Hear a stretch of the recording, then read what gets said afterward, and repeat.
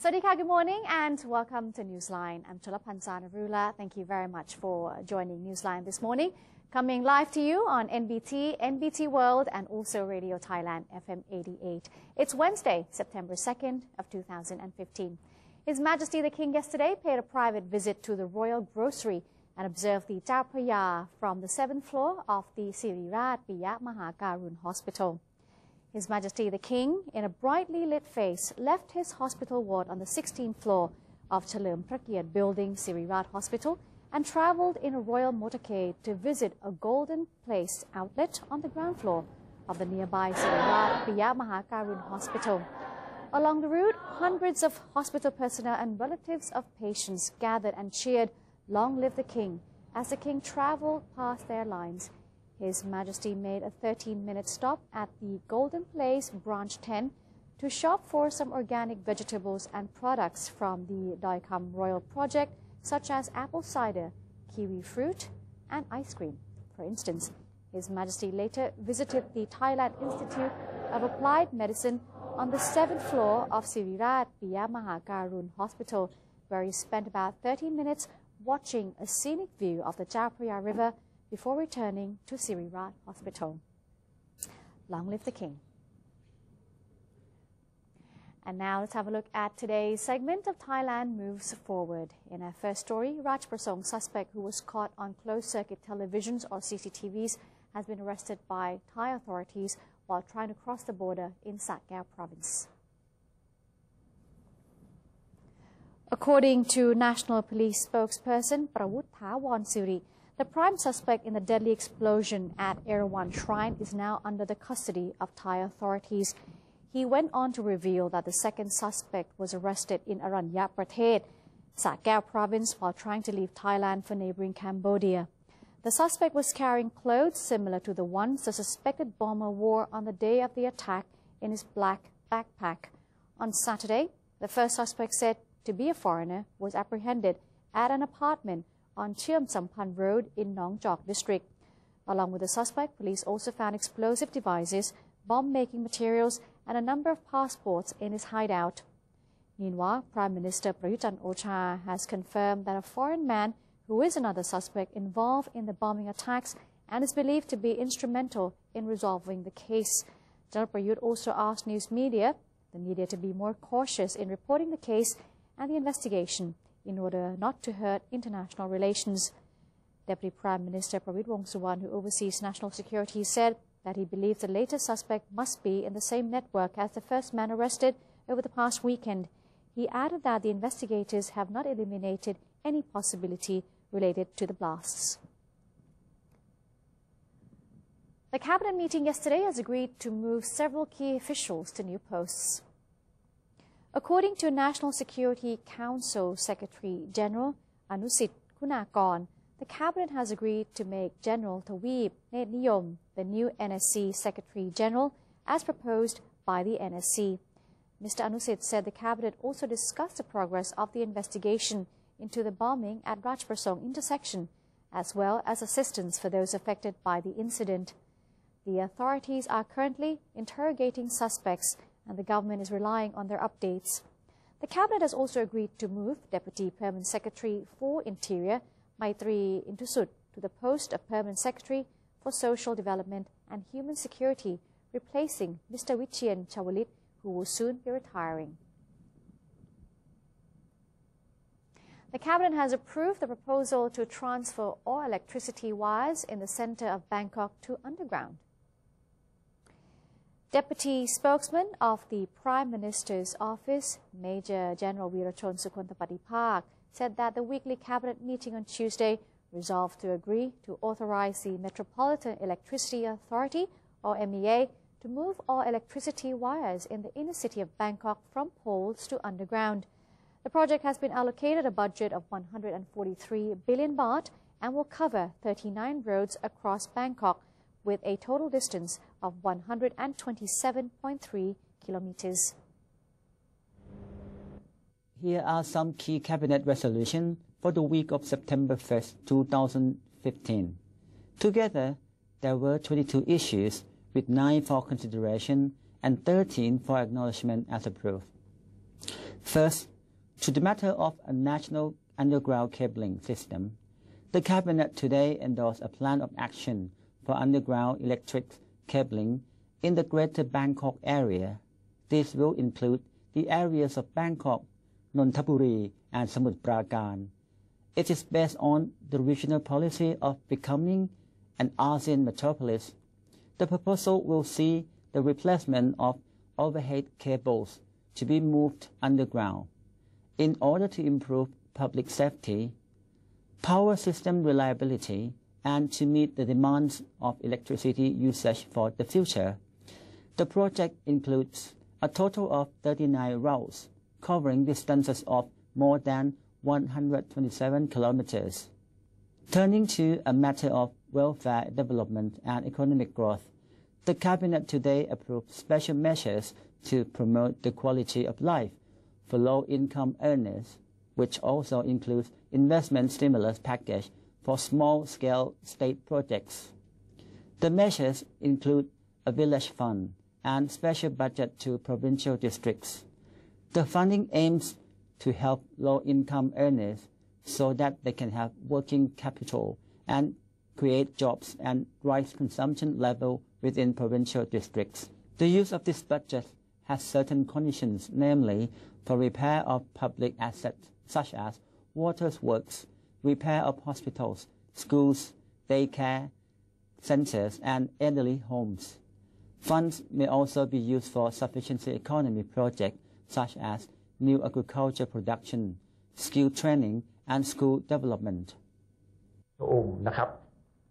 Major General Wirachon added that the Cabinet also approved the amended Public Organization Act, which has been added with more legal mechanism, and the draft announcement of the Prime Minister's office related to the types of establishments, plants and vehicles which will be under the effect of the anti-human trafficking measures, as well as the draft announcement of the Prime Minister's office concerning the prevention and the clampdown on human trafficking in establishments, plants and vehicles. On the economic front, the Cabinet has given the green light to economic stimulus measures, which are aimed at injecting funds into the circulation and giving assistance to the impoverished. Deputy Prime Minister for Economic Affairs, Somkit Jatusipitak, stated that economic stimulus measures proposed to the Cabinet by the Ministry of Finance have been approved, given that the government is putting its priority on helping agriculturists and low-income earners and increasing cash circulation. One of those receiving support from the Cabinet was the Village Fund project, in which 60 billion baht worth of loans are to be offered to villagers through the Government Savings Bank and the Bank for Agriculture and Agricultural Cooperatives. The loan period is set at 7 years, while borrowers will be exempted from interest during the first 2 years. Moreover, the Cabinet also endorsed a measure to expedite the allocation of state budgets to the many small projects, each valued at 1 million baht or less. On this occasion, the Prime Minister emphasized that state procurement must aim to benefit Thai SMEs, while spending must be examined to ensure that the funds are used for the right purposes. Two members of the National Reform Council have expressed their agreement that the new Constitution's stipulation for a reconciliation committee is a provision that is vital for the country's reform and reconciliation process. National Reform Council members Alongkorn Polabut and Kopsak Putrakoon spoke during a forum on national reform at the Secretariat of the House of Representatives. According to Mr. Alongkorn, the new Strategic Committee for Reform and Reconciliation will work to make sure reform agendas are carried out and reconciliation is achieved. Several political parties have disagreed with the existence of this committee, as the power structure has historically been between the elected government, parliament, and independent organizations. Political parties also see that it is the duty of the government to carry out reform.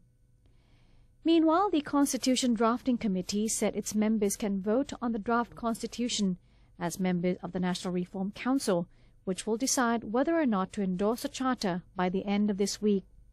The comments came from CDC Chairman Bawansak Uwano, who fielded questions from the press ahead of the committee's meeting today. It is the last meeting before the NRC is due to vote on the draft constitution on September 6th. Reporters asked whether the 21 CDC members, who also hold membership in the NRC, will be allowed to vote on the draft charter. Mr. Bawansak said the CDC members are indeed allowed to vote as NRC members on the draft charter. He cited the right to vote under the 2014 interim constitution, as well as procedural precedents set by the constitution drafting assemblies of 1997 and 2007. He claimed that the right to vote is barred only by specific regulations, stating otherwise, such as the regulations allowing a minister to sit a meeting but not to vote on issues that constitute a conflict of interest.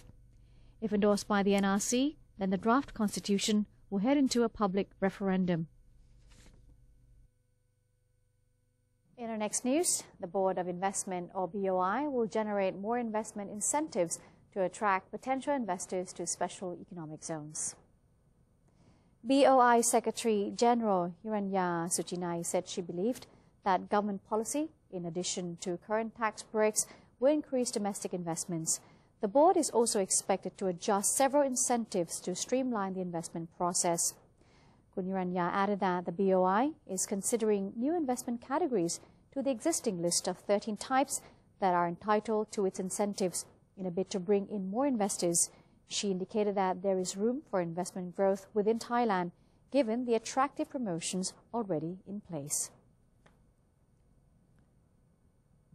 Switching to the new model of class scheduling is 70 to 80% complete. This is according to the Office of the Basic Education Commission. OBEC Secretary General Kamonrat Klai, speaking on Tuesday of the government policy to reduce class hours at schools, said the new scheduling will place the major subjects of Thai, English, social science, science and mathematics in the morning classes.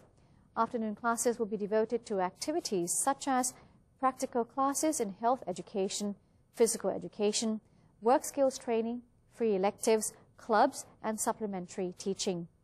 Schools will start and end at the same times as previously seen. Mr. Kamon indicated that 70 to 80% progress has been made in switching to the new model of school hours utilization.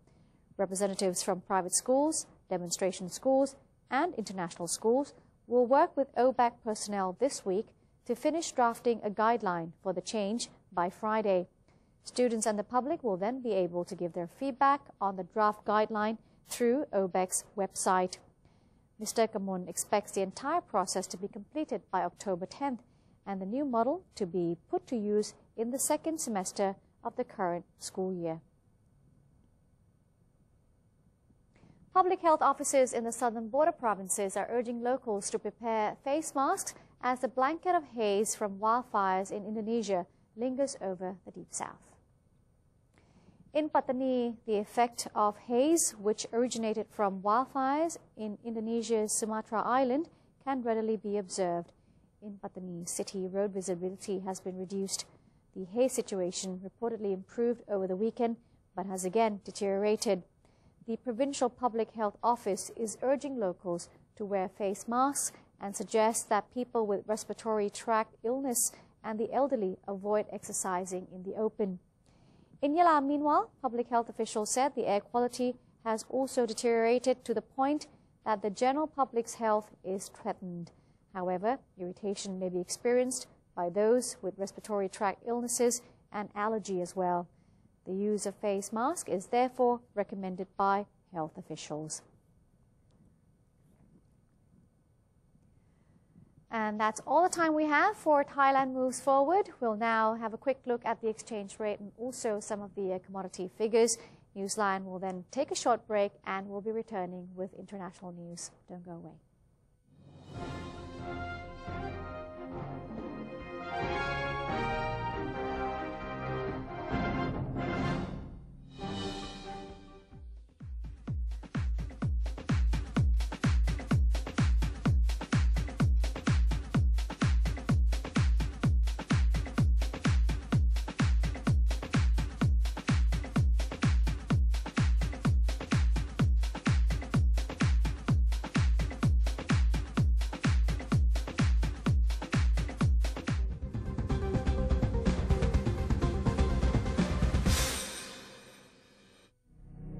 To maintain a strong nation, Thailand is promoting 12 core values for the good of the people.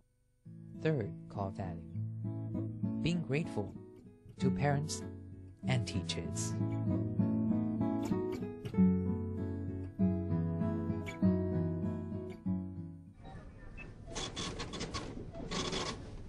How could you do that to me? Stop it! Huh? Don't you get it? I don't need you anymore. Enough! We're through. There's someone else in my life. Say no to the past. Bring your own bag. Say no to plastic.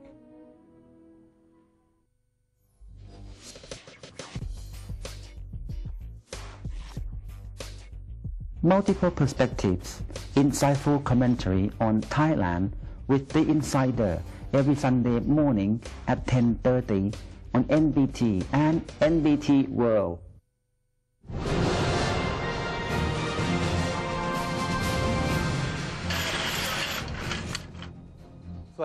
This is Thailand at large.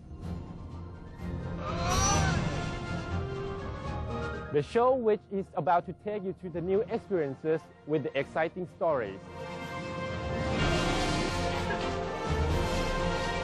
With charming fascination.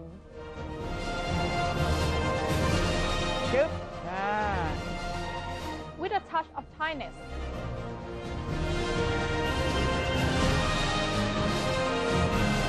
Join us on NBT World.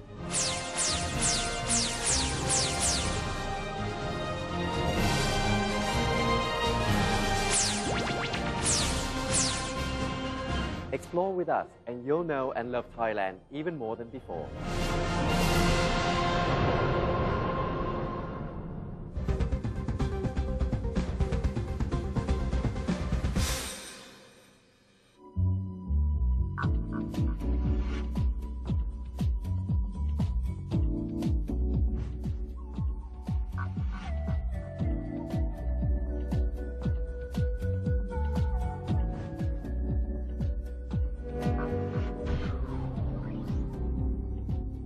Hello there, you're watching Newsline. NBT World's Panotsi Sinsap recently traveled to Laos to learn more about our ASEAN neighbor to the northeast.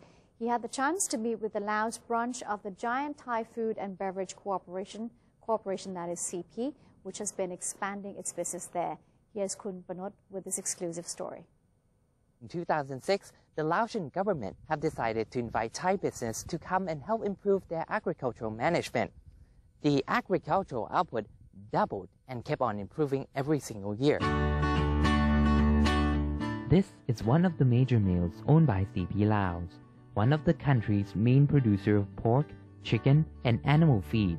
It's affiliated with CP Corporation, which most Thais know of as a major food producer in Thailand and the owner of the 7-Eleven franchises in the country. In the beginning, the CP production plant in Laos has a 50,000 ton a year capacity. But after bringing in new technologies from Thailand, the company was able to increase the production capacity to 120,000 tons a year. The next thing the company did here was to establish animal farms. There are two. First, they developed a 30-hectare chicken farm and bred different kinds of chicken for eggs and for meat. And they established a pig farm in a 72-hectare area, using all the systems they use in Thailand. After CP found great success in Laos, this kind of farming is considered to be the model for the high-tech animal farming industry in Laos. In order to maximize their successful farming practices, CP did its homework on the consumption habits of Laos people. The Laotian culture here is very similar to that of our Isan people. Laotians here like to eat home-raised chicken. So we adjusted our breeds, making it like home-raised chicken, making the texture, that is, and the taste to be to the liking of the people here in Laos. In order to gain the trust of the Laotians, CP has focused on ensuring that its food is clean, healthy, and safe to eat, in accordance with the Laos food safety standards. Today, Mr. Thamnong says that the people here are confident in consuming products under the CP brand. Despite the fact that Laos is a country with a small population, CP is finding great success because the percentage growth of the economy is the highest in this region, with 7 to 8% annual growth, and the infrastructural conditions are greatly improving. Overall, Laos has changed a lot, with much better roads, starting with the Friendship Bridge from Thailand. Before, the road wasn't paved, but they developed things very well. Now we see a lot of houses under construction, and income generally is increasing. Investors are interested in coming here. There are a lot of Chinese and Vietnamese investors, as well as Thai investors, and the country is opening up. Laos is quite a good place to live, too. It's peaceful. There's a mass market emerging here, which still needs to develop, but if you have reasonable targets, they should be attainable. If you haven't been to Laos before, or if it's been some time, you will likely be surprised at some of the advancements taking place. And if you're looking to do business there, it's clear from the example of CP that as long as you understand the market, there is great potential there. For NBT World, I'm Panuthi Sinsap in Vientiane, Laos.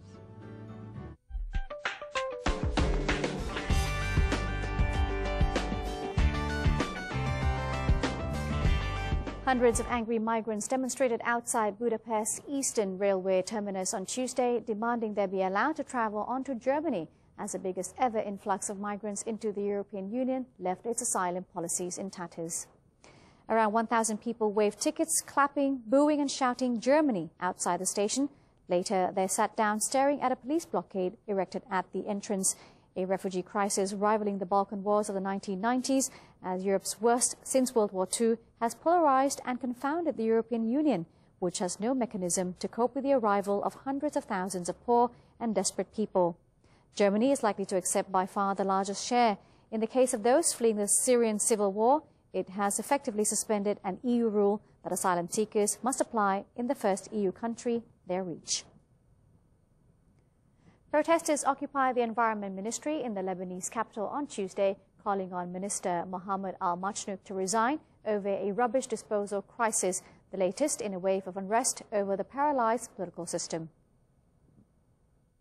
The You Stink anti-government campaign has brought thousands of disaffected Lebanese onto the streets in recent weeks in an unprecedented mobilization by civil society groups acting independently of the country's big sectarian parties. Machnouk out, out, out chanted several dozen protesters packed into a corridor in the ministry. They said they had entered quietly in small groups before security personnel blocked the main door to the building. Some 9 hours after it started, the protest ended late into the evening, with all demonstrators leaving the building. Protesters interviewed by New TV said police had beaten them while forcing them from the premises. The Interior Minister was quoted by the National News Agency as saying an agreement had been reached for the protesters to leave peacefully. The You Stink campaign was ignited by the government's failure to agree a solution to a rubbish collection crisis that has left piles of trash to accumulate in the summer heat. And that's it for today's edition of Newsline. Thank you very much for joining us today. We end the program taking you to Mexico, where people took their pets for the annual blessing at a Roman Catholic church, and a local priest blessed their pets with holy water. I'm Chalap Hansana Rula. See you next time. Swadee ka.